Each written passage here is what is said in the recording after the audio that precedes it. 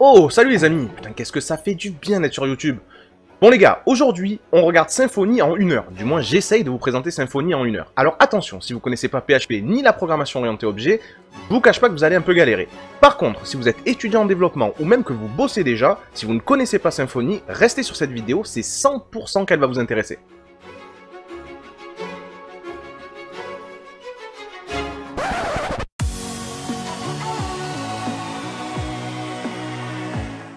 Pour ce petit tutoriel, qui devrait durer 1 heure, je l'espère, je suis pas sûr d'y arriver, je vais utiliser ici un outil que le plus populaire, on va dire, que tout le monde utilise, c'est WAMP Server. Pourquoi? Parce que dans sa dernière version, il embarque PHP 7.2, et pour faire tourner Symfony 4, il faut absolument avoir PHP 7.1.9, donc avoir un 7.2, c'est parfait. N'hésitez pas à installer WAMP Server, la dernière version, pour avoir la bonne version de PHP.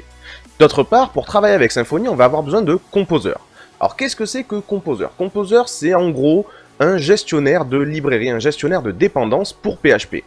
Pour ceux qui connaissent ça sur Node, c'est l'équivalent de NPM. Pour ceux qui font du Ruby on Rails, c'est l'équivalent des gemmes et du bundler en gros. Hein. C'est l'histoire de ajouter des librairies au sein de son projet. Il va nous permettre du coup, quand on a besoin d'une librairie, de la télécharger, de bien la ranger au sein de notre projet, de pouvoir l'utiliser très rapidement. Donc ça c'est Composer, vous allez là-dessus, getcomposer.org, vous cliquez sur Download et vous téléchargez, puis vous installez. Alors comment faire pour être sûr que ça fonctionne? Vous ouvrez votre invite de commande, et vous tapez ici php-v minuscule, vous faites entrer, et là je vois bien que j'ai PHP 7.2.4, donc je suis OK pour faire du Symfony 4, pas de problème. Vous pouvez aussi taper composer-v majuscule, chacun fait son truc, hein. Et là, vous voyez que j'ai bien Composer qui fonctionne. J'ai pas un message d'erreur qui me dit que Composer n'existe pas. Composer existe sur mon système et il est bien installé, pas de souci.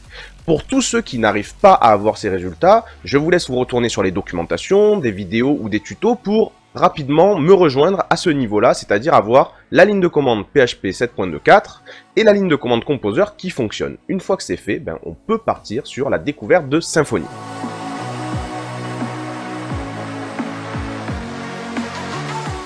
Alors Symfony, qu'est-ce que c'est? Symfony, c'est un ensemble de petits composants qui peuvent être utilisés un à un, mais qui, mis en cohérence les uns avec les autres, forment un framework surpuissant. Alors en plus, il a différents avantages. Le premier, c'est qu'il est très utilisé, c'est un des frameworks les plus hype sur PHP, avec Laravel notamment.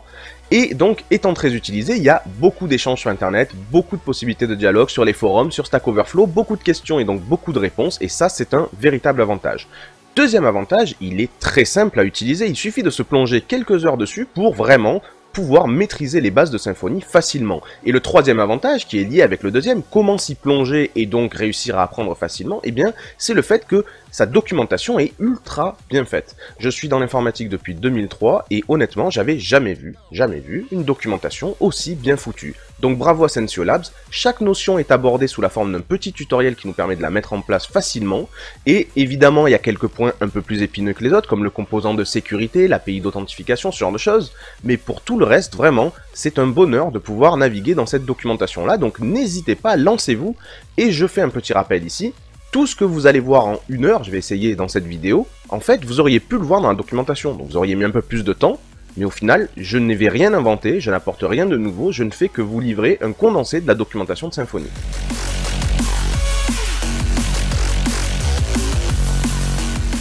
Pour créer une application Symfony, il n'y a vraiment rien de plus simple. Vous allez prendre votre invite de commande préféré et vous allez vous rendre dans un dossier où vous savez que vous pouvez faire des choses, pas de problème. Vous n'êtes pas obligé d'aller dans le 3W de WAMP, absolument pas, puisqu'on ne va pas travailler avec Apache pour faire tourner Symfony, mais avec un serveur interne, et je vais vous montrer comment ça marche. Mais ici, avant tout, créons un projet, une application Symfony. Pour ce faire, on va utiliser Composer, donc en tapant Composer, vous savez, ce fameux logiciel qui nous permet de gérer les dépendances et les librairies, mais qui nous permet aussi de créer des projets entiers, donc des structures de dossiers et de fichiers, à partir d'un modèle. Il va regarder un modèle et il va le répliquer chez nous.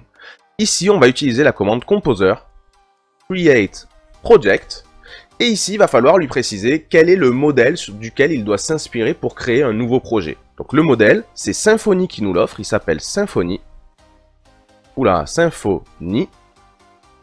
C'est moi, Symfony /website Skeleton, le squelette de website de Symfony. Et du coup, là-dedans, on va avoir tout ce qu'il nous faut pour bosser. Alors bien sûr, la dernière chose que je veux faire, c'est lui dire quel est le nom de mon nouveau projet.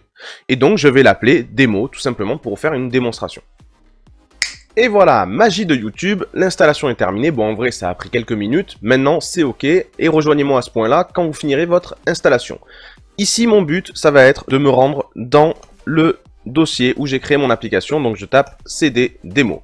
Une fois que je suis là-dedans, je peux l'ouvrir dans mon éditeur de code préféré, à savoir Visual Studio Code en tapant code. Alors si vous avez un autre éditeur, hein, ça peut être Atom, Sublime Text, vous démerdez, mais vous ouvrez votre dossier dans votre éditeur de code. Une fois que c'est fait, moi pour ma part, je ne vais plus utiliser mon invite de commande à l'extérieur, je vais l'utiliser directement au sein même de mon Visual Studio Code, ici même, hop, et je vais pouvoir comme ça taper toutes sortes de commandes. Alors pourquoi taper toutes sortes de commandes? Parce que Symfony, c'est beaucoup de fichiers et beaucoup de code. On peut tout faire à la main évidemment si on a envie, mais ce qu'ont fait les développeurs de Symfony, c'est qu'ils nous ont fourni mon bro comme je l'appelle, mon ami, la CLI. Qu'est-ce que c'est qu'une CLI pour ceux qui ne savent pas? Une command line interface, c'est un petit assistant qu'on peut appeler par des lignes de commande et qui va nous aider à gérer notre application Symfony. La première chose que j'ai envie de faire ici, c'est d'installer un serveur personnalisé pour lancer mon application Symfony. Pour faire ça, c'est tout simple, je vais taper Composer, vous savez, ce cher ami qui lui nous permet de gérer différentes librairies, d'installer des librairies, et je vais lui dire, j'ai besoin d'une librairie particulière qui s'appelle Server, tout simplement, et que je ne vais utiliser que lorsque je vais développer. Le jour où je passerai mon site en prod, tu n'auras pas besoin d'installer cette librairie-là. Je vais taper Entrée, et à la fin de l'installation, on va pouvoir lancer notre application dans notre navigateur. Donc après quelques secondes, le composant serveur s'est installé et je peux donc lancer mon application en tapant php bin/console serveur .run. Alors ce qui est cool avec cette commande-là, c'est que ça va lancer notre serveur sur localhost 2.8000. Et ça c'est important parce que ça veut dire que notre application, elle tourne sur localhost 2.8000, mais elle ne tourne pas sur le port 80. Le port 80 c'est pour mon Apache, pour mon WAMP, si jamais je veux accéder à d'autres projets PHP qui tournent dans WAMP par exemple, ou à PHPMyAdmin. Ici non, j'utilise le port 8000.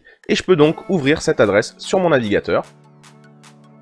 Et voilà ce que me donne cette adresse. C'est un projet Symfony 4.0.9 qui fonctionne bien, mais qui pour l'instant ne contient rien. Et si on veut lui faire contenir quelque chose, si on est débutant, on peut tout de suite aller suivre la documentation de Symfony sur comment créer une page dans Symfony.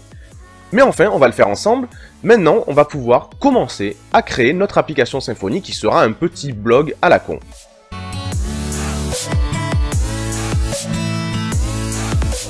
Je reprends ici un peu la pose du professeur pour vous expliquer par quelles étapes on va passer et qu'est-ce qu'on va voir. On va voir les trois piliers selon moi de Symfony, à savoir les contrôleurs pour gérer les traitements, Doctrine pour gérer l'accès aux données et Twig pour gérer l'affichage, les rendus. Dans un premier lieu, comment fonctionne le contrôleur, les contrôleurs au sein de Symfony. Pour comprendre la logique des contrôleurs dans Symfony, c'est facile, il suffit de prendre du recul et de comprendre la logique toute simple d'une application web. Qu'est-ce que c'est une application web ?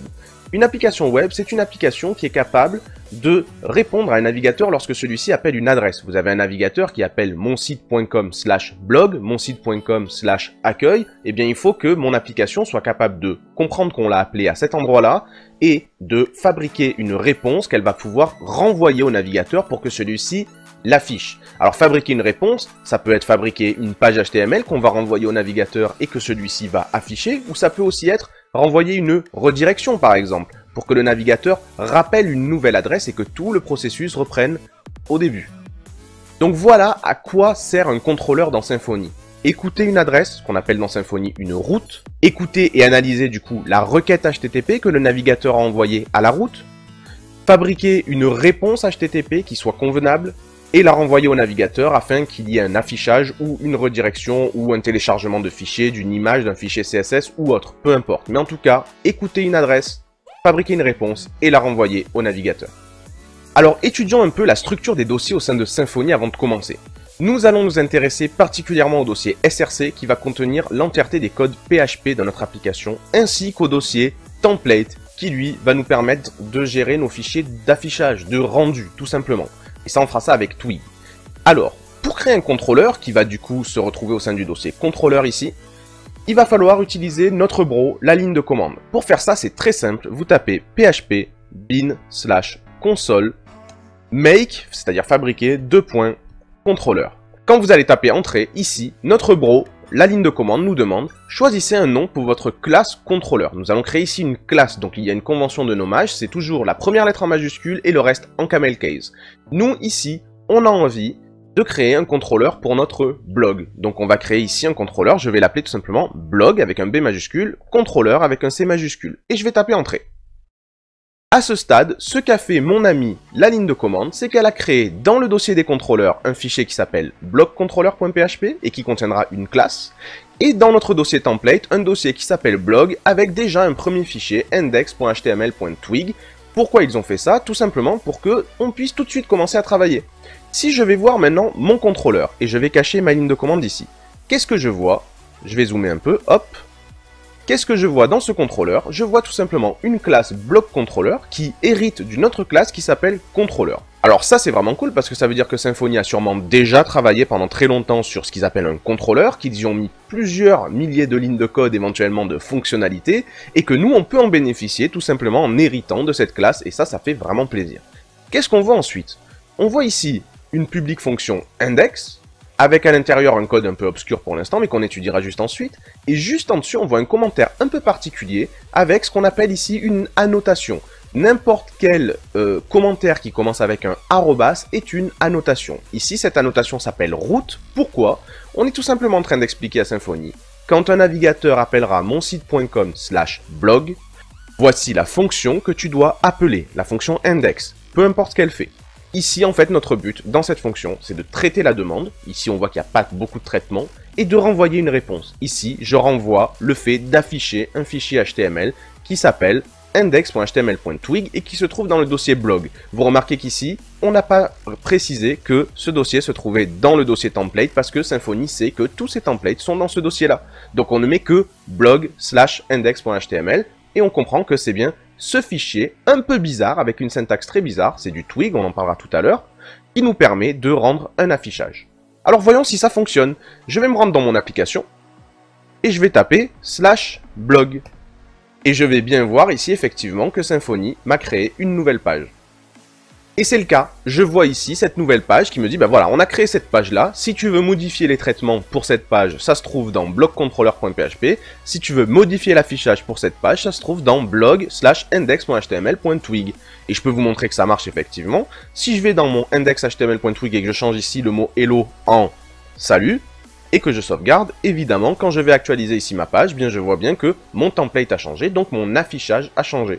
Maintenant qu'on a compris comment dans Symfony on pouvait créer une page, un traitement, c'est très simple. Une fonction publique au sein du contrôleur, une route qui est liée à cette fonction publique, et cette fonction publique doit absolument nous renvoyer une réponse qui soit de l'affichage ou autre chose. Eh bien, travaillons ensemble là-dessus. On va aller créer l'ensemble des routes qui serviront à notre blog. Je vais donc me rendre dans mon contrôleur ici. Je vais commencer par me créer ici une public function que je vais appeler home. Pourquoi? Parce que j'ai envie que cette fonction soit celle qui soit appelée quand on appelle monsite.com/rien, ma page d'accueil, c'est-à-dire la page d'accueil du site. Et ici, je vais dire return this/render, qui va me permettre de faire quoi? Eh bien, d'appeler tout simplement un fichier Twig pour pouvoir l'afficher. Et this/render, je vais lui donner du coup le nom, l'adresse du fichier Twig que je veux appeler. Je vais appeler dans mon dossier blog un fichier que je vais appeler home.html.twig. Et c'est tout pour l'instant. C'est le premier paramètre que prend render, c'est quel est le fichier Twig que tu veux que j'affiche. Enfin, ici, je dois lier cette fonction à une adresse bien particulière. Donc ici, moi, ce que j'ai envie de faire, c'est de rajouter un commentaire, ici, comme ceci, et d'ajouter une annotation @route, entre parenthèses. Ici, je vais mettre entre guillemets, et c'est très important, n'utilisez pas de simple cote ici, simplement des guillemets. Je vais donner la route qui correspond à cette fonction. Et bien, ma route, c'est /rien, c'est-à-dire vraiment monsite.com/rien. Je vais aussi donner un nom à cette route que je vais appeler home. Et ça, vous allez voir que c'est très important, le nom des routes, mais on verra plus tard. Je vais sauvegarder ici. Et ce que je dois faire maintenant pour que ça fonctionne vraiment complètement, c'est créer un fichier home.html.twig au sein de mon dossier blog. Donc ici, je vais aller dans mon dossier blog, je vais créer un fichier qui s'appelle home.html.twig, hop. Et à l'intérieur de ce fichier, pour l'instant, je ne vais pas faire grand chose, je vais mettre juste du HTML, je vais mettre un H1. Bienvenue dans ce blog. Et en dessous, 2 paragraphes avec du lorem, je sais pas moi, du lorem 40, donc 40 mots au hasard. Et ça, je vais le multiplier par 2, hop. Et donc, j'ai bien mes deux paragraphes, je vais sauvegarder. Et on va voir ce que ça donne si je vais sur mon site /rien. Je vous rappelle que c'est ma page d'accueil. Voilà, j'ai bien ma vue qui s'affiche. Elle n'a pas de CSS ni rien, mais en tout cas, j'ai ma page d'accueil ici sur /rien. Et si je vais sur /blog, j'ai une autre page qui servira théoriquement à m'afficher la liste de mes articles, par exemple. Voilà, on a donc compris comment on pouvait créer facilement des pages dans notre Symfony. Il suffit de créer une fonction publique, la relier avec une route et faire en sorte que cette fonction nous réponde un affichage, une réponse HTTP. Maintenant, intéressons-nous au langage de rendu, Twig.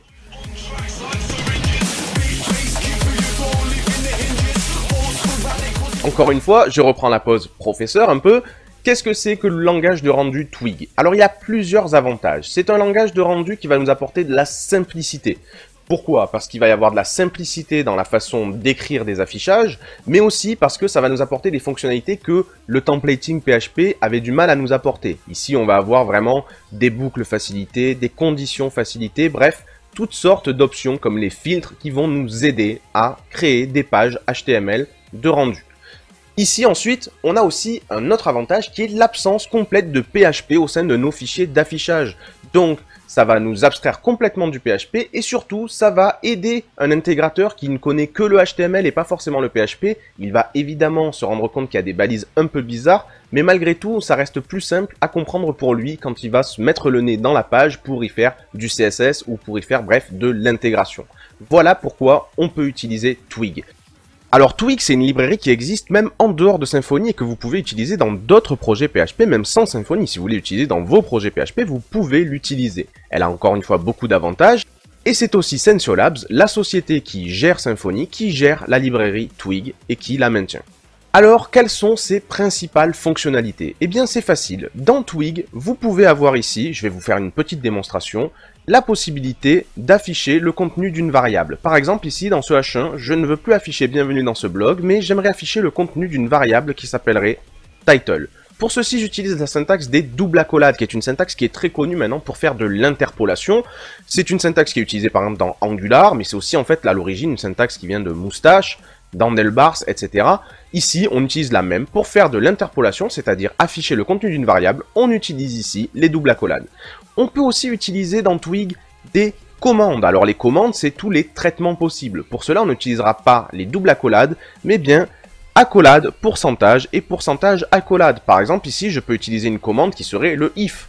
If, je ne sais pas moi, âge supérieur à 18, et ici mettre un end if, eh bien, tout ce qui se trouve à l'intérieur de ce bloc ne se fera que si la variable âge est supérieure à 18. Et donc ici, ce que je peux taper, c'est par exemple, tu es majeur. Ok, super. Je peux aussi rajouter éventuellement, ne serait-ce que pour vous montrer, un else. Et ici, dire P, hop là, P, tu es, oula, mineur. Voilà, tout simplement. Alors bien sûr, pour que tout cela fonctionne, il faut que notre contrôleur, au moment où il appelle notre template Twig, lui fournisse des informations concernant ces variables. Ici, je vois que j'utilise title et âge, et donc, pour pouvoir fournir ces variables à Twig, c'est très simple. Dans la fonction render de notre fonction dans notre contrôleur, il suffit de rajouter ici un deuxième paramètre, qui est un tableau avec la liste des variables que Twig va devoir utiliser. Je sais que Twig va devoir utiliser une variable title, je vais lui dire, dans cette variable, tu as bienvenue ici les amis. Voilà, par exemple. Et j'ai aussi une variable âge, et je vais lui dire, là-dedans, tu vas utiliser la valeur 31.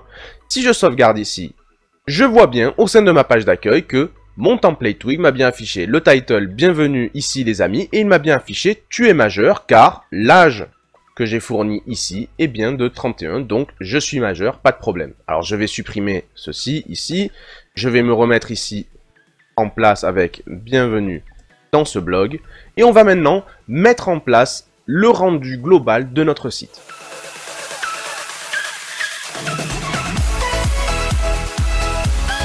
Donc mettons en place maintenant tout notre site internet. Pour faire ça, je vais passer par le service Bootswatch. Je ne sais pas si vous connaissez ça. Vous pouvez vous rendre sur bootswatch.com. Qu'est-ce que c'est? Ce sont des thèmes Bootstrap préfabriqués. C'est-à-dire qu'on va utiliser Bootstrap 4, ok, pas de problème, mais avec des couleurs, des ombrages et des styles un peu différents. Moi par exemple, je vois dans la liste des styles possibles pour Bootstrap ici, dans Bootswatch, je vois le style Flatly qui me plaît bien. Je vais cliquer dessus et ça va me permettre de voir les différentes composantes de Bootstrap, mais cette fois-ci stylisées selon Flatly, ce fameux thème. Si ce thème me plaît, et c'est le cas, je vais le prendre, je vais tout simplement cliquer en haut sur Flatly, et je vois ici un lien vers bootstrap.min.css. Alors ce qui est cool, c'est que je vais pouvoir tout simplement prendre ce lien vers ce fichier CSS, me créer un link dans mon template de base et l'utiliser. Alors avant tout, découvrons qu'est-ce que c'est qu'un template de base. Dans Twig, si vous regardez votre dossier template, vous avez effectivement votre dossier blog avec les vues qui concernent le blog. Mais vous avez aussi un fichier qui s'appelle base.html.twig et qui constitue en réalité un template de base, un gabarit général. Si je veux que quelque chose se retrouve dupliqué sur toutes mes pages, j'ai intérêt à le mettre dans ce template de base. Puis à chaque fois que je vais créer une autre page plus tard, je dirai qu'elle s'inscrit dans ce template. Vous remarquez que dans ce template, vous avez différents blocs. Bloc title, bloc stylesheet, bloc body et bloc JavaScript. Les blocs ici, ce sont en fait, si vous voulez, des emplacements que toutes les autres pages pourront personnaliser. En fonction des pages que je vais créer, je vais demander à chacune d'entre elles de se placer par exemple au sein du bloc body. Et il faut imaginer que chaque page va mettre du contenu dans le bloc body, ou dans le bloc title, et dans le bloc stylesheet, et dans le bloc JavaScript. Donc chaque page va pouvoir personnaliser ces différents blocs. Mais tout ce qui se trouve dans ce template de base se trouvera dupliqué sur toutes mes pages. Donc moi, ce que j'ai envie de faire, c'est juste en dessus du bloc des stylesheets, me créer une balise link, et mettre dans le href le lien vers mon CSS. Je vais sauvegarder, et désormais, toutes mes pages bénéficient de ce lien vers ce CSS. Ce que je vais faire aussi, c'est que je vais retourner sur le thème Flatly, je vais prendre la navbar qui m'intéresse le plus, c'est-à-dire celle-ci par exemple, et vous voyez qu'à chaque fois, vous avez dans chaque composant que vous regardez un petit bouton que vous pouvez cliquer pour avoir le code source de ce composant. Je vais donc copier-coller cette navbar, je vous invite à faire la même chose, et dans mon body, juste en dessus de mon bloc body, je vais copier cette navbar. Je vais bien sûr remettre en forme ici, tac tac tac, hop, je vais remettre bien en forme, réindenter correctement, voilà, c'est bon, c'est pas mal, alors la nav il fallait qu'elle arrive juste ici, et là j'ai ma navbar. Je vais supprimer le formulaire qui me sert à rien pour l'instant, je vais bien sûr réindenter mes LI ici dans mon UL, ça c'est super. Dans ma navbar aussi, je vois que j'ai un lien ici qui contient la classe navbarbrand qui servira en fait à nous faire la marque de notre site, je vais l'appeler SimBlog, notre blog Symfony. Et bien sûr, ici, en dessous, je vais pouvoir virer pas mal de LI. Je vais n'en garder que 2 pour l'instant. Je vais garder ici ce LI. Je vais lui enlever sa classe active. Et je vais le faire aller vers le blog. Ou plutôt, je vais appeler ça article au pluriel. Voilà, ça sera la liste de mes articles. Voilà mon lien. Et le deuxième, ça sera par exemple créer un article. Tout simplement. Ok. Pour l'instant, les liens vers vont dièse, mais on verra ensuite comment on fait. Encore que la liste de mes articles, je sais que ça sera sur /blog. Et mon nouvel article, même si on ne le fera pas dans ce tutoriel, ça sera dans /blog/new, par exemple. Je sais aussi que ma page d'accueil, elle est dans /, donc je peux modifier le href ici, dans /. Ensuite, je veux que tous mes contenus, tout ce qui se passera dans le body, soit dans une div Bootstrap qui aura la classe container. Et donc, je veux que mon bloc body soit à l'intérieur d'un container. Comme ça, je sais que chaque page qui enrichira ce bloc, le contenu sera contenu, tout simplement. Donc, je vais sauvegarder ici. Et comment faire maintenant pour qu'une page s'inscrive dans ce template-là? Eh bien, c'est tout simple. Par exemple, dans ma page Home, je peux utiliser la commande hop, accolade, pourcentage, si je viens de vous dire que je veux utiliser une commande, extends, j'hérite du template de base, du thème de base. Et pour faire ça, j'ai juste à écrire base.html.twig. Je rappelle que je n'ai pas la peine, c'est pas la peine de mettre le nom du dossier template. On comprend bien qu'on se trouve dans ce dossier template au final. Et donc, je vais utiliser ce fichier base.html.twig. Mais attention, je ne peux pas l'utiliser tel quel. Si j'hérite du template base, il faut absolument que mon contenu soit placé dans un certain bloc. Alors moi ici, j'ai envie de modifier ce qui se trouve dans le bloc body. Donc je vais mettre tout mon code ici à l'intérieur du bloc body et je n'oublie pas de mettre ma commande endblock ici. Et donc tout ce contenu ici va être mis dans le bloc body. C'est un peu comme si je copiais-collais ce contenu et que je venais le mettre ici à la place du bloc body. Voilà ce qui va apparaître sur mon écran. Si maintenant je viens voir ma page d'accueil et que je l'actualise, je vois bien que ma page d'accueil se place au sein du template et mon template contient une navbar. Donc finalement ma page d'accueil possède une navbar elle aussi. Et ça, c'est vraiment cool. Si je clique sur article maintenant, je vois que mon affichage hérite aussi du template, mais par contre, l'intérieur de l'affichage n'est pas bon, donc je vais m'occuper de ça. C'est très simple, je vais aller dans ma page index.html.twig. Alors pourquoi index.html.twig? Parce que je vous rappelle que l'adresse /blog appelle ma fonction index, qui va me rendre ici le index.html.twig. Ce que je vais faire, c'est que je vais supprimer tout ce qui se trouve au sein du blog body, tout simplement. Et je vais pouvoir ici créer une section qui aura la classe article. Et à l'intérieur, ce que je vais faire, c'est que je vais créer un article qui contiendra un H2, simplement, et dont le texte sera titre de l'article. Je vais y rajouter à ce H2 une div qui aura la classe metadata, et qui pourra contenir le texte, par exemple, écrit le, je sais pas moi, le 10-05-2018 à 19h00, dans la catégorie politique, par exemple. Ok, donc ça c'est le texte que je veux mettre dans ma div metadata. Et ensuite, en plus de cette div metadata, je vais créer une div qui aura la classe content et qui contiendra une image plus, je sais pas moi, un paragraphe qui contiendra l'orem 15, voilà. Ok, c'est super, ça me semble bien. Et au final, en plus de tout ça, ça je vais le faire x2, et en plus de tout ça, je suis désolé, c'est un peu long, je vais utiliser ici un A qui aura la classe btn, btn primary aussi, et dont le texte sera lire la suite. Je vais multiplier ça par 3, donc je vais tout prendre, tout mettre entre parenthèses et le multiplier par 3. Hop, j'ai donc bien ici 3 articles. Donc ce qui me reste à faire ici, c'est sélectionner la SRC de chaque image, donc je vais me placer dans les 3 SRC, hop, hop, hop, et je vais taper http://placehold.it/ alors 350 fois 150 par exemple, 150. Hop là, je vais sauvegarder. Et du coup ici, mes 3 articles ont des images. Alors je pourrais faire bien sûr beaucoup mieux en CSS, mais j'ai pas le temps, parce qu'ici moi ce qui m'intéresse c'est de vous montrer Symfony. Donc quand je vais dans l'accueil, je vois ça. Quand je vais dans les articles, je vois mes 3 articles. Alors ce que j'aimerais faire maintenant, c'est une page qui me montre un article. Alors c'est facile. Je vais venir ici maintenant dans mon bloc controller, et je vais créer une nouvelle public function, donc ici, hop là, public function, et je vais l'appeler show, tout simplement.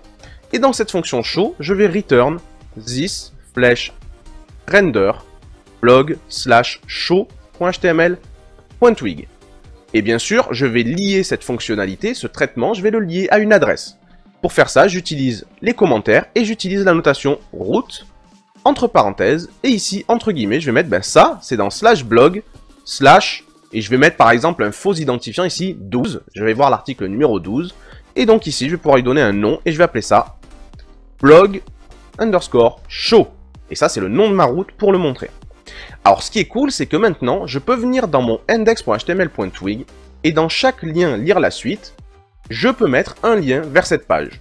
Je peux tout simplement venir demander à Twig ici de m'afficher, donc double accolade, vous vous rappelez, l'interpolation, le résultat d'une fonction de Twig qui s'appelle pass. Pass ici prend 2 paramètres, prend un paramètre obligatoire et un paramètre optionnel. Le paramètre obligatoire, c'est le nom de la route que je veux qui apparaisse ici. Donc le nom de la route ici, moi c'est blog_show, tout simplement. Et je vais faire ça dans mes 3 liens. Donc je vais copier-coller ce pass ici, hop, hop, hop, je vais le mettre ici. Et je vais le mettre aussi là-dedans, tout simplement. Donc si j'actualise ici, je vois bien que mes liens ici, je regarde en bas, me mènent vers /blog/12. Alors pour l'instant, les 3 me mènent vers /blog/12. Pourquoi d'ailleurs? Puisque moi ici, je n'ai pas dit /blog/12, j'ai dit blog_show. Parce qu'ici, Twig fait le lien entre blog_show, le nom, et l'adresse en question. Donc quand je parle de blog_show, il sait que je parle de /blog/12. Ce qui est cool, c'est que ça me permet maintenant de modifier cette adresse. D'accord? Par exemple dans /blog/article/12. Mais comme dans ma vue, je ne parle pas d'adresse en particulier, je dis juste je veux l'adresse qui a pour nom blog_show. Et bien ici, Twig est capable de se mettre à jour du coup tout simplement. Et quand je vais voir mon lien ici, je vois bien que l'adresse a changé. Alors que si j'avais écrit l'adresse en dur dans mes liens, il aurait fallu que j'aille la changer à la main. Et si j'avais fait ça 10 fois un peu partout dans mon site, il aurait fallu que je le fasse 10 fois. Et ça, c'est pas bon. C'est pour ça qu'on utilise donc cette fonction pass ici, qui me permet du coup de simplement faire appel au nom d'une route, pas d'écrire en dur une adresse, et ça me permet ici de faire changer à ma guise l'adresse que ça appellera. Alors maintenant, il va falloir qu'on crée notre show.html.twig. Donc ici, je vais aller dans mon blog et je vais créer un nouveau fichier que je vais appeler show.html.twig. Et ce que je vais faire, alors là c'est tout simple, je vais étendre à l'intérieur le template de base, donc base.html.twig ici, parfait. Et je vais étendre mon bloc body ici pour dire, ben voilà, dans le corps de cette page, qu'est-ce que je veux? Hop là, hop. Et ici, ce que je vais faire, c'est que je vais simplement aller copier un des articles que j'ai vu ici. Hop. Je vais le placer là-dedans. Sauf que pour ce coup-là, je ne vais pas avoir de lien lire la suite, ça ne sert à rien. Et je ne vais pas avoir simplement 2 paragraphes d'introduction, je vais mettre ici un HR. Hop là, un HR s'il te plaît, voilà. Et je vais mettre ici des paragraphes qui contiennent des lorem un peu plus longs, par exemple lorem 50. Et ce paragraphe, je vais le multiplier par 2, tout simplement. Et là, j'ai une page d'affichage d'un article particulier. Donc si je clique maintenant ici, si j'actualise ma page de blog, et que je clique ici sur le lien lire la suite, j'arrive bien sur une page qui me présente un article, et ça, c'est vraiment cool. Donc maintenant qu'on a créé nos affichages de base, la liste des articles et un article en particulier, voyons comment vraiment avoir des articles et commençons à gérer notre base de données.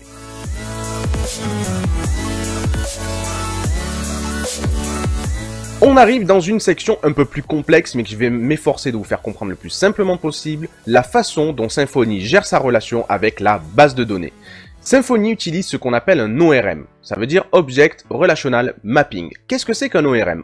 Un ORM, c'est une brique logicielle qui fait le lien entre une application, qu'elle soit en PHP, en Java ou en n'importe quel autre langage, et une base de données. Le but, c'est qu'on gère au sein de notre application, par des classes notamment et des objets, nos données, et que ce que l'on fait dans notre application se reflète automatiquement dans la base de données grâce à l'ORM.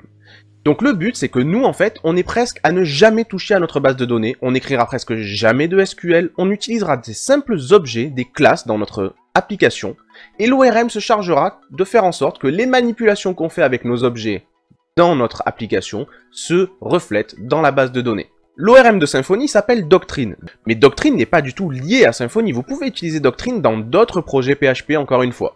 Alors dans Symfony, grâce à Doctrine, on peut gérer nos tables, nos lignes de nos tables, les ajouter, les supprimer, les mettre à jour, faire des sélections, etc. Mais quels sont vraiment les outils qui vont nous servir? Nous avons d'une part les entités. Dans notre application Symfony, nous allons créer des classes qu'on appelle des entités et qui représentent des tables.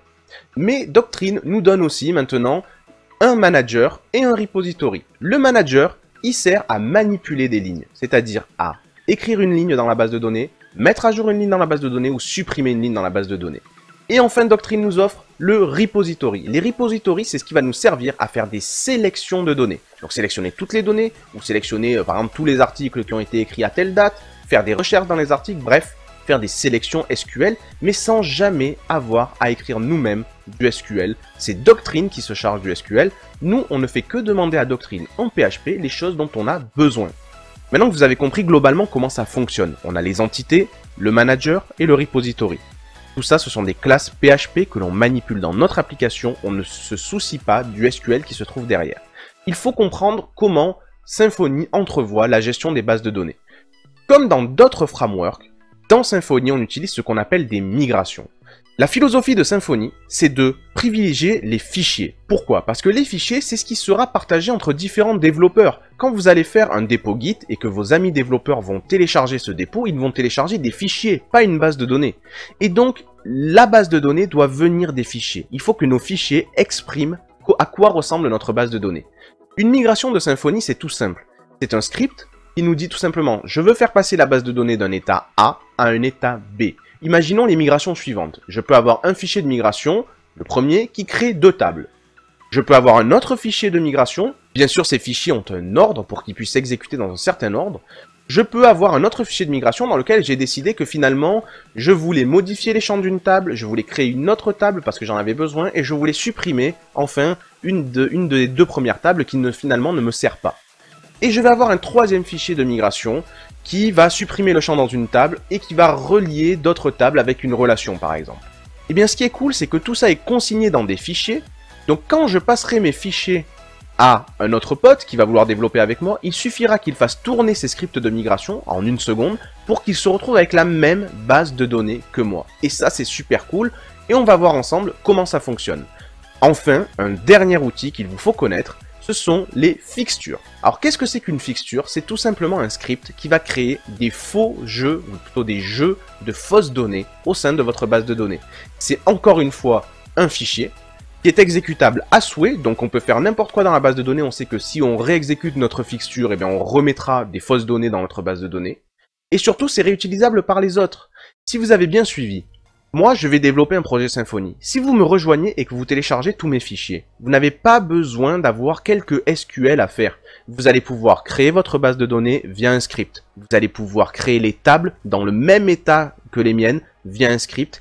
Et vous allez pouvoir créer des jeux de fausses données grâce à un script. En gros, en 3 lignes de commande, vous êtes opérationnel. Vous avez une base de données en place, au même niveau que moi, avec les mêmes tables, et surtout, vous avez même des fausses données dedans déjà pour déjà commencer à travailler et à voir votre site internet évoluer.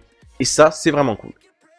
Donc mon but ici, c'est maintenant de vous montrer comment on va mettre en place une base de données, créer les tables à l'intérieur grâce à des fichiers de migration, et surtout, mettre en place des fausses données, le tout en quelques minutes pour que le prochain développeur qui arrive sur mon projet télécharge les fichiers et fasse la même chose que moi en quelques secondes. Donc ici, vous voyez que j'ai ouvert PHPMyAdmin, non pas pour créer des tables, non pas pour inclure des données, que dalle, juste pour vous montrer dans quel état il est. Ici, je n'ai pas de base de données. Et on va partir de cet état de fait. Je n'ai pas de base de données pour ce projet-là. Je vais donc venir ici, dans mon invite de commande, et je vais commencer à taper différentes commandes. Pour pouvoir créer une base de données, c'est très simple. Vous allez devoir vous rendre dans un fichier qui se trouve dans votre Symfony, qui s'appelle le .env, et qui contient différentes variables d'environnement. Ok ? À l'intérieur, vous allez trouver tout en bas une variable qui s'appelle database URL et qui est là pour expliquer à Symfony où se trouve ma base de données. Et bien ici, vous voyez que vous avez des valeurs comme dbuser, dbpassword, dbname et vous allez devoir remplacer ces valeurs. Alors moi, comme je travaille avec WAMP, mon dbuser, ça sera root. Mon dbpassword, ça sera rien. Et mon dbname, j'ai envie que ma base de données s'appelle blog, tout simplement. Une fois que j'ai fait ça, eh bien c'est parti. Je peux demander à Doctrine, via différentes lignes de commande, d'interagir avec MySQL pour mettre en place ce dont j'ai besoin. Par exemple, si je veux créer cette base de données, qui je vous le rappelle n'existe pas encore chez moi, je peux utiliser php bin/console, et là je vais utiliser Doctrine, parce que je veux parler avec Doctrine, database, parce que je veux utiliser des fonctionnalités sur la base de données, et je veux utiliser la commande create, parce que je veux créer la base de données qui est décrite ici dans mon fichier .env. Je vais taper entrée, et qu'est-ce que je vois? Doctrine me dit, ben voilà, j'ai bien créé une base de données qui s'appelle blog avec ta connexion par défaut. Super. Si je vais dans mon PHPMyAdmin et j'actualise, je vois évidemment que effectivement la base de données blog a bien été créée. Si j'ouvre cette base de données, je vois qu'elle n'a pas de table. Il est donc temps maintenant de créer une table qui s'appellera article et qui contiendra l'ensemble de mes articles pour mon blog. Pour faire ça, encore une fois, je vais passer par la commande. Vous vous rappelez ce que je vous ai dit? Dans Symfony, avec Doctrine, nous avons des classes PHP qui représentent des tables. Pour créer une de ces classes, nous allons utiliser la commande php bin/console make entity. Ça me permet de créer une entité. Quand je vais créer une entité, ici, la ligne de commande me propose, hop, je vais l'agrandir, la ligne de commande me propose tout simplement de donner le nom de la classe que je veux. Alors moi ici, je veux créer une classe qui représentera la table des articles, je vais donc l'appeler article, tout simplement. Ok. Une fois que c'est fait, là je vois que la ligne de commande m'a créé déjà deux nouveaux fichiers, une entité article qui représentera la table des articles, et un repository article qui me permettra de faire des sélections sur les données de cette table. Ça c'est super, si vous vous rappelez le cours que je vous ai fait juste avant. Maintenant, je vais pouvoir, grâce à la ligne de commande, créer les différentes propriétés, les différents champs de ma table. Alors ici je parle des propriétés d'une classe, mais quand Doctrine voit une classe avec des propriétés, ce qu'il voit en fait, ce qu'il peut faire, c'est le transformer en une table avec des champs. Donc ici on me demande les propriétés de ma classe article. Eh bien c'est très simple, je sais que chaque article doit avoir une propriété title. Je tape entrée et là il me propose de saisir le type de données pour cette propriété. Alors attention, ici les types de données ce sont les types Doctrine, pas les types SQL. On va pas ici écrire varchar 255 par exemple. Donc ici, si vous voulez voir tous les types qui existent, vous pouvez taper point d'interrogation et la ligne de commande va vous dérouler les différents types qui existent. Les types principaux étant bien sûr string, text, boolean, integer ou float. Mais ensuite vous avez des types très intéressants comme les relations, one to many, many to one, etc. Mais aussi les datetime, etc., etc.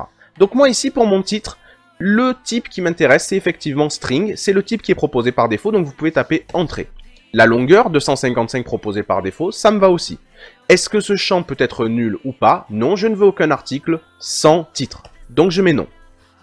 Il me propose maintenant d'entrer un autre champ. Ben, c'est parfait. Je vais créer un champ qui s'appelle content, plutôt propriété de ma classe qui s'appelle content, qui sera de type texte cette fois-ci, car je veux que ce soit du long texte potentiellement. Donc je vais taper texte. Est-ce que je veux des articles qui n'aient potentiellement pas de content? Non. Donc je mets non, pas d'articles qui n'ont pas de content. Je vais ajouter une autre propriété que je vais appeler image ici, qui sera un string, oui. Qui sera donc de longueur 255, oui, ça me va, je tape entrée, et qui ne peut pas être nul, je ne veux pas d'article sans image. Ok.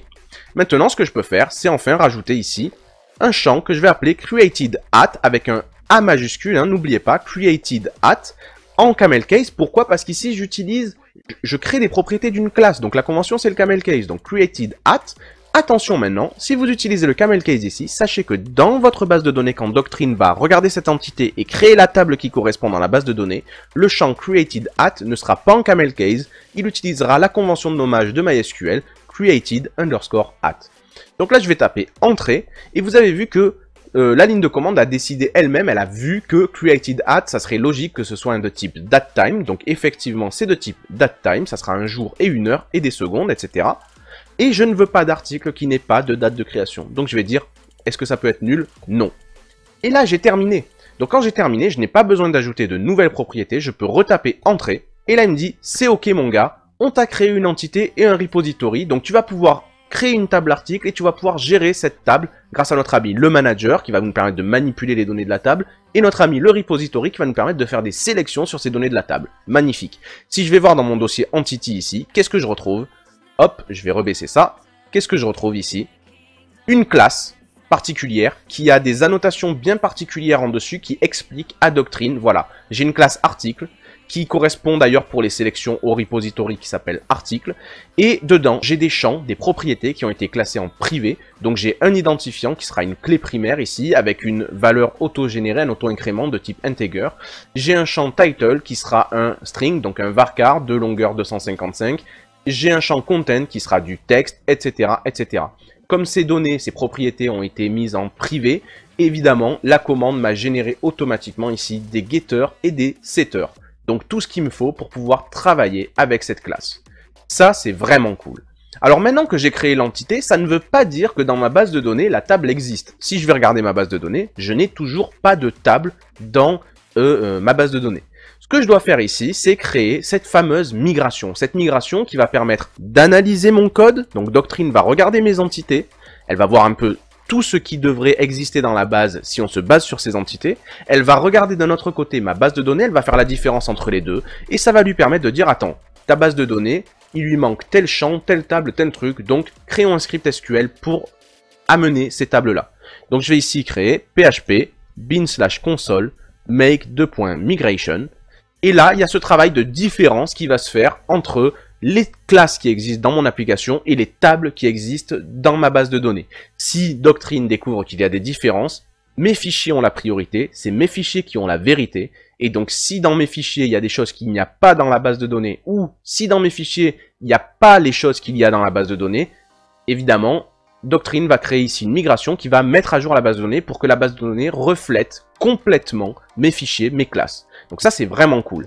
Alors là, quand j'ai fait make migration, le travail de différenciation a été fait. Qu'a vu Doctrine, pardon.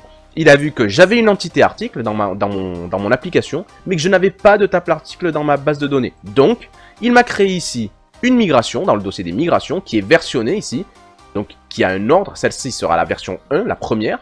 Et on voit qu'il y a une fonction up ici qui va créer une table. Là, il y a du script SQL ici, si vous regardez bien, qui va aller créer la table qui correspond à mon entité article. Si jamais demain je fais bouger mon entité article en rajoutant un champ ou en supprimant un champ et que je refais une migration, l'analyse de Doctrine va montrer qu'il va falloir aussi faire un petit script SQL pour aller modifier ou supprimer un champ dans la table. Et donc tout ça, ça va se faire au fur et à mesure que je développe mon application. Je vais avoir de plus en plus de fichiers de migration. Ce qui est cool, c'est que quelqu'un qui arriverait sur mon projet, qui téléchargerait les fichiers, il n'aurait plus qu'à lancer les migrations, lancer le script de migration pour passer d'une base de données complètement vide à une base de données avec toutes mes tables et tous mes champs à la bonne version. Donc maintenant que j'ai créé ma migration, j'ai envie de la lancer, tout simplement en lançant php bin/console doctrine migrations migrate. Ça, c'est le script qui va faire tourner toutes les migrations. Si j'en ai 10, il va faire tourner les 10 migrations Et donc il va faire passer la base de données d'une base de données où il n'y a rien à une base de données où il y a tout au bon niveau. Quand je tape Entrée, je vois ici donc que Doctrine va mettre à jour ma base de données. Alors là, ce qu'il fait, c'est qu'il me dit, attention, mettre à jour ta base de données, ça signifie que je vais modifier des tables et tout ça, est-ce que tu es sûr? Je lui réponds Y pour Yes, je tape Entrée. Et là, il me dit, voilà, j'ai lancé cette requête SQL là, ça a été fait, donc c'est cool, maintenant ta base de données est à jour. Allons voir ma base de données, j'actualise. Et j'ai bien ma table article qui a été créée ici, avec, si je regarde la structure, vraiment les différents champs qu'il y a dans ma classe. Et vous voyez ce que je vous disais tout à l'heure, created at est devenu ici created underscore at. Parfait. Alors il nous reste à faire une dernière chose, c'est créer une fixture. Une fixture, qu'est-ce que c'est? Je vous le rappelle, c'est un script qui va nous permettre d'insérer un jeu de fausses données au sein de notre base de données. Alors pour faire ça, c'est très simple. Il faut tout d'abord installer le composant de création de fixture ici dans Symfony qui n'est pas livré par défaut dans le website Skeleton. Et donc ce qu'il faut que je fasse, c'est que je dise Composer, s'il te plaît, j'ai besoin d'une librairie qui s'appelle ORM-fixture au pluriel. Et j'en ai besoin uniquement pour le développement. Et quand mon installation est terminée, je peux taper la commande suivante, php bin/console make fixture au pluriel, hein, c'est bizarre, mais make fixtures, ok. Quand je vais taper entrée, il va me dire, bah ok, c'est quoi le nom de ta fixture? Il me propose app fixture. Moi, ce que je vais faire, c'est tout simplement lui dire, bah ici, c'est article fixture. C'est la fixture qui va me permettre de créer des faux articles. Je vais taper entrée, et là, il me dit, bah écoute, je t'ai créé dans le dossier data fixture, un petit fichier qui s'appelle article fixture. Alors, voyons ce que ça donne ce petit fichier ici, cachons le terminal ici. C'est un petit fichier, une petite classe, avec simplement une fonction load qui va recevoir le fameux manager. Vous savez, le manager dont je vous ai parlé qui nous permet de insérer, mettre à jour ou supprimer des lignes dans notre base de données. Donc ici, moi c'est tout simple, ce que j'ai envie de faire, c'est que j'ai envie de dire, pour i égale 1, et tant que i est inférieur ou égal à 10, ce que j'ai envie de faire, c'est de faire i++. Ok, donc en fait, je vais créer 10 articles. Pour créer un article, je vais tout simplement instancier une classe ici, article, qui sera égale à new article. Alors attention, dans Symfony, dès que vous utilisez le nom d'une classe, n'oubliez pas de rajouter un use en haut, c'est une sorte de require once pour les débutants, même si c'est pas vraiment ça derrière, mais imaginez ça comme ça, pour expliquer à PHP d'où vient la classe article. Alors article, elle vient de app entity article. Alors pour ceux qui se disent, mais attends, mais comment il a deviné ça? J'ai pas deviné. Ma classe article ici, qui représente un article avec son titre, son contenu, etc. Où elle est? Elle est dans le namespace app entity et elle s'appelle article. Donc j'ai bien ici app entity article. Et maintenant, je peux commencer à écrire des trucs dans mon article. Donc par exemple, article, set title, quel est le titre de cet article? Je vais dire, ben, article, je vais marquer ici titre de l'article, numéro, $i. Donc numéro 1, numéro 2, numéro 3, numéro 4. Et ce qui est cool avec les setters que Symfony m'a généré, c'est que je peux les enchaîner. Set content, et là dans set content, je peux mettre contenu. Je vais mettre même un paragraphe ici, P, et dedans je vais mettre contenu de l'article, numéro, $i. Super. Je vais pouvoir mettre ici une image, donc set image, et dans l'image, alors ça c'est tout con, je vais mettre toujours http placeholder.it/350 x 150. Ok, super. Et je peux rajouter bien sûr ici un set created at. Et alors attention, created at est une propriété de type datetime. Il faut donc que je lui passe ici un objet datetime de PHP en disant new anti-slash datetime. Alors pourquoi ici j'utilise l'anti-slash? Parce que les classes dans Symfony doivent toutes faire partie d'un espace de nom, un namespace. Vous voyez qu'ici par exemple article fixture fait partie du namespace app data fixture. Et ici, datetime, j'aimerais bien préciser que c'est une classe qui fait partie du namespace global de PHP, donc anti-slash devant. Donc là, ce qui est cool, c'est que je suis en train de dire, de i égale 1 jusqu'à i égale 10, tu vas me créer un article et tu vas leur filer les titres, etc. Attention, le fait de créer ici un article ne veut pas dire qu'il existe dans la base de données. Pour faire ça, il faut que je fasse deux choses. D'abord, il faut que je demande à mon manager de se préparer à faire persister mon article, à le faire persister dans le temps. Ça, c'est une première chose. Et ensuite, le fait de faire persister, c'est une préparation à le faire persister, mais ça n'est pas le fait qu'il existe réellement dans la base de données. Si je veux que mes 10 articles que je me prépare à faire persister à chaque fois soient vraiment dans la base de données, il faut que j'utilise ici manager flèche flush. La fonction flush balance réellement la requête SQL qui mettra en place les différentes manipulations que j'ai fait ici. Si je sauvegarde ce fichier ici, et que je vais désormais dans ma ligne de commande pour taper php bin/console doctrine.fixtures.load. Je vais taper entrée. Et ici, il va me prévenir, attention, si tu veux lancer ta fixture, ça va supprimer toutes les données actuellement dans ta base de données pour mettre en place tes fausses données en fait. Donc quand il me pose cette question, est-ce que tu veux vraiment purger? Je vais dire oui, yes. Et je vais purger la base de données et je vais rajouter mes fausses données. Ce qui est cool maintenant, c'est quoi? C'est que si je vais dans mon phpMyAdmin et que je veux parcourir ma table des articles, qu'est-ce que je constate? Que mes articles ont bel et bien ici été créés. Magnifique. Alors maintenant, toute la question, ça va être comment on va, maintenant qu'on a mis en place notre base de données et qu'on a fait un jeu de fausses données, comment on va pouvoir tout simplement exploiter ces données au sein de mon application.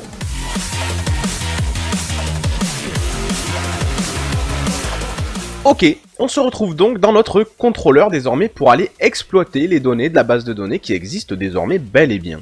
Donc pour faire ça, si je veux faire des sélections, j'ai besoin d'un repository. Si je veux faire des manipulations, j'ai besoin d'un manager. Pour ce cours, on ne va utiliser que les repositories. Le manager, je vous ai montré dans la fixture comment on pouvait créer un article, modifier ses propriétés et le faire persister. C'est exactement la même chose si on veut le faire mettre à jour. Donc on chope un article existant, on modifie ses propriétés et on le fait persister, ou le supprimer, c'est exactement les mêmes principes, je vous montrerai ça éventuellement dans une autre vidéo ou dans une suite à ce tutoriel.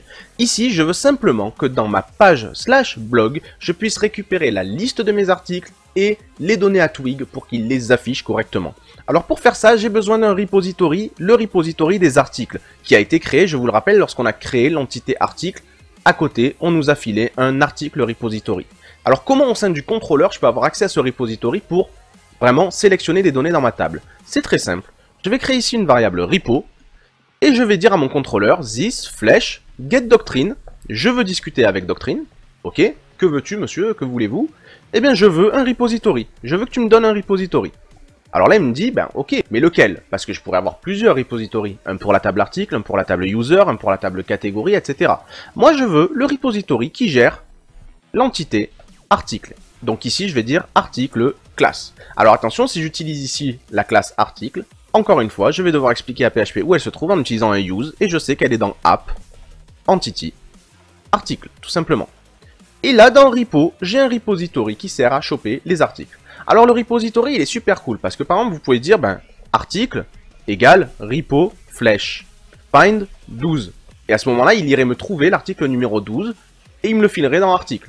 Mais je peux aussi dire find one by, je sais pas moi, title par exemple. Et là ici je pourrais donner un titre. Titre de l'article. Alors qu'est-ce que ça ferait ça? Ben ça irait chercher un article dont le titre serait celui-ci. Alors là vous allez me dire mais comment le repository il sait que dans ma table il y a un title? Ben tout simplement parce que ce repository il travaille avec la classe article. Et donc il sait que les articles dans ma base de données ont un champ title. Donc je peux utiliser ça. Je peux aussi dire find by title ici. Et donc je vais trouver tous les articles qui ont ce titre. Donc à ce moment-là, je vais mettre article S, parce que j'ai pas mis find one, j'ai mis find by tout simplement, et donc là j'en ai plusieurs qui vont revenir. Je peux aussi éventuellement taper ici find all pour trouver tous mes articles, et bien sûr il y a d'autres fonctions, il y en a énormément, donc je ne vous explique pas tout ici. Mais donc ici, j'ai ma variable article au pluriel avec repo flèche find all, donc trouve-moi tous les articles. Maintenant ce que j'ai envie de faire, c'est de passer à Twig l'ensemble de mes articles. Donc je vais créer dans Twig une variable qui s'appelle article et qui contiendra le contenu de ma variable $article. Alors comment exploiter ça au niveau de mon Twig? C'est très simple. Je vais me rendre dans mon dossier des templates dans la page index.html.twig et au lieu d'avoir des faux articles ici, je vais supprimer deux de mes faux articles. Je ne vais en garder qu'un seul, mais sauf que ce seul article que j'ai gardé, je vais le placer dans une boucle for de Twig. Et alors là, c'est très simple. For article in articles au pluriel. En gros, pour chaque article au singulier dans le tableau des articles, je veux afficher cet article-là. Donc ici, je vais dire end for. Je n'oublie surtout pas le end for. Et je peux même réindenter pour que ce soit plus clair. Donc ici, la variable article n'existe pas. Elle se crée au moment du for. Et la variable article au pluriel, elle existe parce que je l'ai passée à Twig ici, à ce moment-là. Je lui dis, voilà les articles que tu vas utiliser.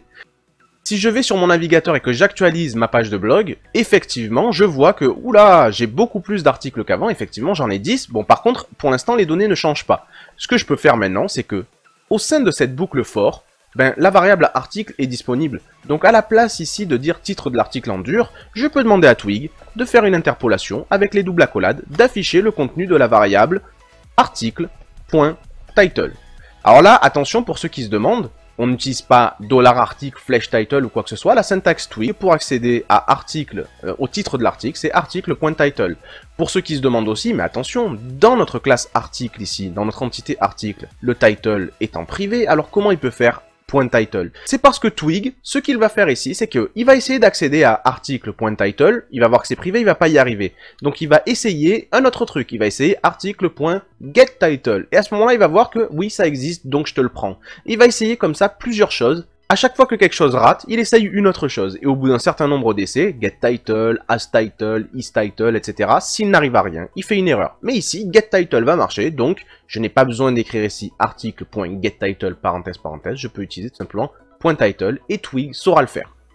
Pour le contenu ici, plutôt que d'utiliser ces faux paragraphes-là, je vais pouvoir interpoler article.content, tout simplement. Et pour l'image ici, de la même façon, plutôt que de mettre une image en dur, je vais interpoler article.image. Et de la même façon ici pour la date. Alors la date c'est un peu particulier.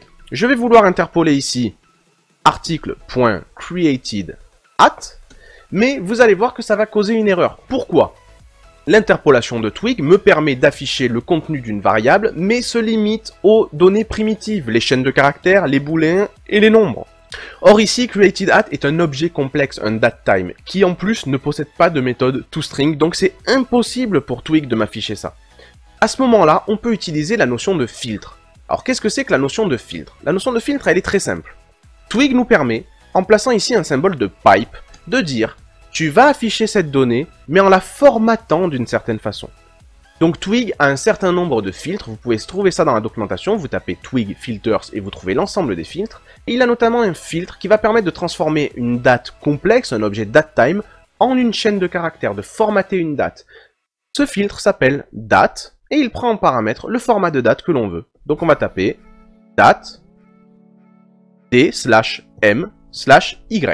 Et là ce qui va se passer, c'est que ici, Twig va réellement afficher la date de création effectivement, mais en l'ayant passé au préalable dans le filtre de date. Et je vais faire pareil ici pour l'heure, plutôt que d'afficher 19h, je vais demander à Twig de m'afficher article.createdAt en le faisant passer dans un filtre de date qui sera h2.i pour l'heure et les minutes. Hop là, super. Et dans la catégorie politique, pour l'instant on n'a pas de catégorie, donc ça me va. Et on est pas mal. Donc si je vais regarder ici ma liste des articles, je vois que tout fonctionne, sauf une seule chose ici, je vois que le paragraphe, au lieu d'être un véritable paragraphe, il écrit la balise P. Pourquoi? Parce que Twig, par défaut, il essaye de nous sécuriser. Imaginez que quelqu'un ait mis une balise de script avec du script malicieux dedans, plutôt que d'exécuter ce script, de le laisser s'interpréter, il préfère nous afficher les balises ici telles quelles. Donc nous, ce qu'on peut faire ici, c'est utiliser un autre filtre en disant, tu sais, le contenu, je veux que tu nous le donnes tel quel. Donc on utilise le filtre raw, brut. Et donc ici, si j'actualise, voilà, j'ai bien mes articles avec leur titre, leur date, leurs horaires, l'image, le contenu et le bouton lire la suite. Alors maintenant, vous avez pu remarquer que le bouton lire la suite ici, il nous mène toujours vers article, vers blog /12, toujours /12. Moi, j'aimerais bien ici qu'il nous mène vers une route qui possède un identifiant. Donc ici, plutôt que d'aller sur le 12 qui n'existe pas, j'aimerais pouvoir mettre n'importe quel nombre et avoir l'article qui correspond. On va donc intervenir désormais sur la fonction show de notre contrôleur ici. Et plutôt que de lui dire qu'elle recevra toujours 12 ici, j'aimerais lui dire qu'elle recevra quelque chose de variable. Parfois ça sera 2, parfois ça sera 3, parfois ça sera 200. En tout cas, c'est un nombre qui va varier et qui en plus représente l'identifiant de l'article que je veux voir.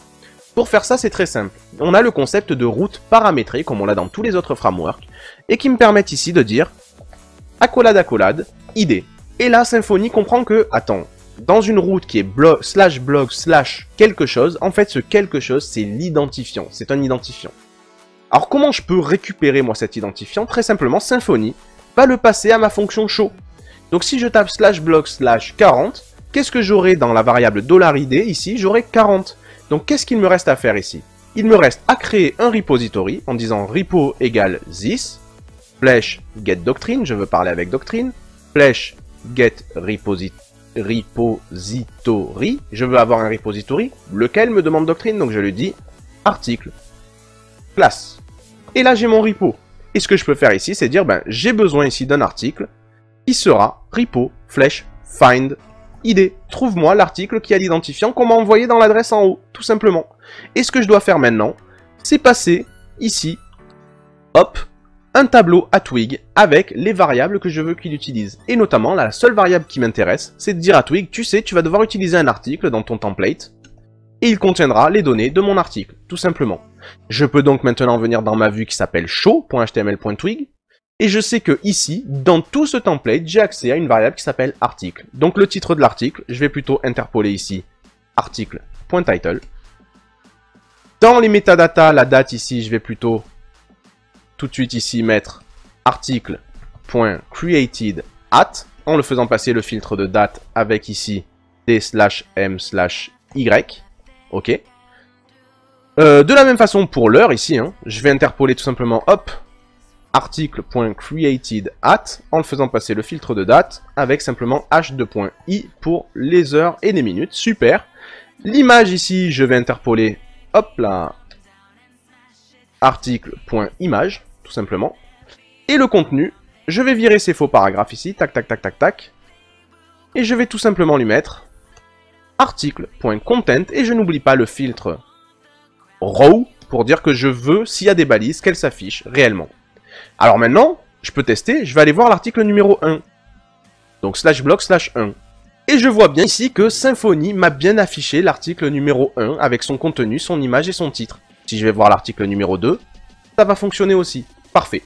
Alors maintenant, si je vais voir ma liste des articles, vous allez voir un énorme bug. En gros, ici, on a un problème au moment où Twig essaye de me donner l'adresse de chaque article pour aller lire la suite. Pourquoi? L'erreur ici me dit, en fait, tu essayes de rendre la route qui s'appelle block_show. Mais il y a un problème. Pourquoi? Parce que block_show ici, la route block_show, c'est une route qui doit avoir un paramètre qui s'appelle identifiant. Or moi, dans ma liste ici, quand je dis affiche-moi la route block_show, on voit bien ici que je lui dis juste block_show et je ne lui précise pas d'identifiant, je ne précise pas un paramètre. Et ça, c'est un problème. Et c'est pour ça, je vous disais tout à l'heure, que, ici, la fonction pass de Twig demande deux paramètres. Le nom d'une route, et éventuellement, si cette route est paramétrée, ben, quels sont les paramètres à intégrer dans cette route? Et bien, pour faire ça, on va lui passer un deuxième paramètre, qui est un objet JavaScript, hein, c'est comme du JSON, en fait, hein, tout simplement. Et ici, on va lui dire, tu sais, dans le paramètre id, tu dois mettre article.id, tout simplement. Et ce qui est cool, c'est que maintenant, si je vais dans ma liste, chaque lien ici est bien construit avec /blog/ et l'identifiant de l'article. 1, 2, 3, et je peux donc me rendre maintenant sur les différents articles.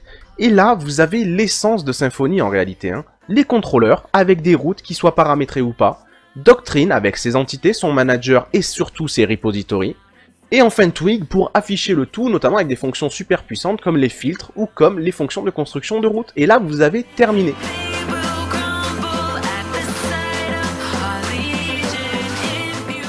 Alors cette partie de la vidéo, c'est un petit bonus de style pour commencer à vous introduire à ce qu'on appelle l'injection de dépendance. Dans Symfony, vous avez ce qu'on appelle un service container. En gros, tout ce qui est contenu dans Symfony est géré par Symfony. Vous avez remarqué ici que la classe contrôleur que j'ai créée, mon bloc contrôleur, je ne l'ai jamais moi-même instancié pour appeler les fonctions. Qui se charge d'instancier la classe contrôleur quand il en a besoin pour appeler ses différentes fonctions? C'est Symfony lui-même qui se charge de ça. Ça veut bien dire que Symfony a un grand rôle à jouer dans notre application. Il instancie des classes et il appelle ses fonctions. Alors Symfony, dans ce service container, il a la possibilité de nous donner ce dont on a besoin quand on lui dit. Par exemple, je vois cette fonction index. Cette fonction index, je vous le rappelle, son but c'est de nous afficher la liste des articles. Et pour fonctionner, elle a donc besoin d'un repository, le repository des articles qui va aller chercher la liste des articles. Quand une fonction a besoin de quelque chose pour marcher, on appelle ça une dépendance. Ma fonction dépend du fait d'avoir un repository des articles pour aller chercher la liste des articles. Donc, si j'ai une dépendance, je peux peut-être demander à Symfony de me la fournir plutôt que de la fabriquer moi-même. Car en effet, cette fonction index, c'est jamais moi qui vais l'appeler. C'est Symfony qui va construire le contrôleur. Quand il va voir la route /blog, il va construire le contrôleur et il va lui-même appeler la fonction index. Symfony, il est capable d'examiner cette fonction pour voir est-ce que moi, Symfony, j'ai besoin d'envoyer à cette fonction quelque chose dont la fonction a besoin pour marcher. Eh bien moi ici par exemple j'ai besoin d'une instance d'une classe qui s'appelle le repository des articles. Cette classe, vous vous rappelez, elle est ici dans votre dossier repository et elle s'appelle article repository ici. Elle est là. Et elle fait partie du namespace app repository article repository. Donc ici je peux exprimer à Symfony, pour que cette fonction marche bien, j'ai besoin d'un repo. Mais il faut surtout, parce que à ce stade-là, Symfony me dit, bon d'accord, mais qu'est-ce que tu veux que je te passe dans repo? Il faut surtout que je donne un indice à Symfony. J'ai besoin d'un repo qui en fait va contenir une instance de ma classe article repository.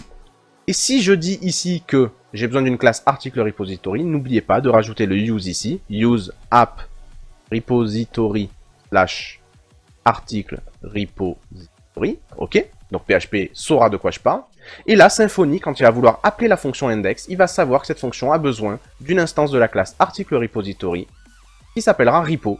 Du coup, je n'ai plus du tout besoin de cette ligne. Puisque dans cette ligne, je demandais à Doctrine de me donner un repository, mais je n'en ai plus besoin puisque Symfony, grâce au système d'injection de dépendance, qui existe dans d'autres frameworks aussi évidemment, comme dans Angular par exemple, a compris que, quand il appellerait index, il passerait à cette fonction un repository dans la variable $repo, tout simplement.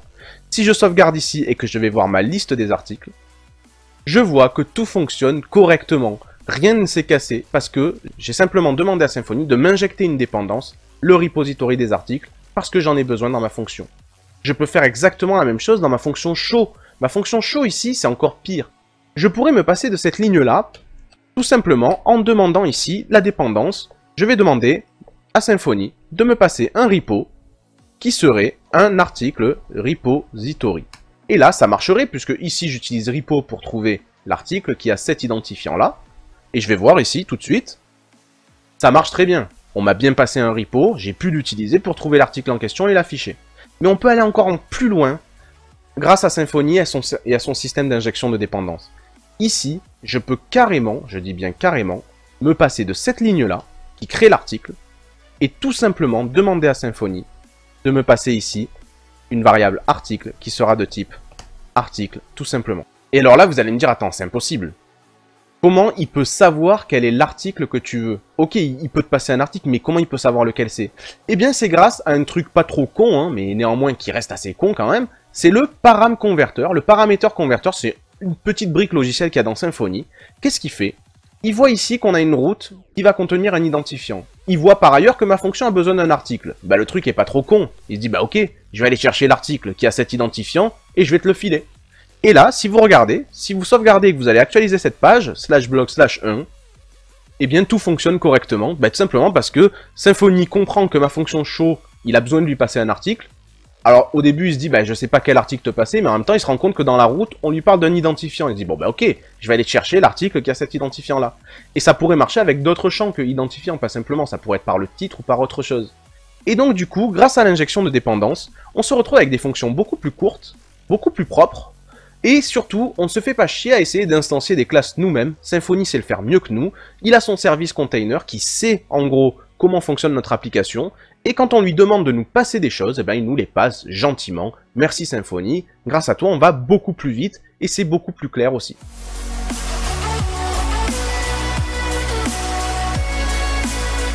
Et ben voilà, ça fait quand même plaisir de revenir sur YouTube après 6 mois d'absence. Pour tous ceux qui m'ont envoyé des messages en me demandant où j'en étais, pourquoi il n'y avait pas de nouvelles vidéos, ben c'est tout simplement parce que j'étais super occupé, j'ai donné beaucoup de formations dans différents groupes et écoles, et surtout quand j'ai un tout petit peu de temps pour faire des tournages, en fait je m'occupe de la formation Angular 6 qui va bientôt sortir sur Udemy. Bon, quand je dis bientôt, c'est moins un peu de temps quand même parce que c'est une grosse galère à tourner, mais vous inquiétez pas, restez branchés. Dès que ça sort, je vous fais une petite vidéo d'annonce ici avec des coupons de réduction. Je vais vous mettre bien les potes. Ensuite, pour tous ceux qui ont aimé cette vidéo sur Symfony, n'hésitez pas à le faire savoir en mettant un petit pouce bleu qui est gratuit, qui fait toujours plaisir et qui fait avancer la chaîne. N'hésitez pas aussi, pour ne rater aucune autre de mes prochaines vidéos, à vous abonner. Vous mettez la petite cloche là, comme ça YouTube il vous tient au jus. Et si jamais vous avez des questions ou des remarques, n'hésitez pas à les mettre en commentaire en dessous. Je me ferai un plaisir d'aller les lire le plus souvent possible. Et jusqu'à la prochaine vidéo, n'oubliez pas, développez-vous bien.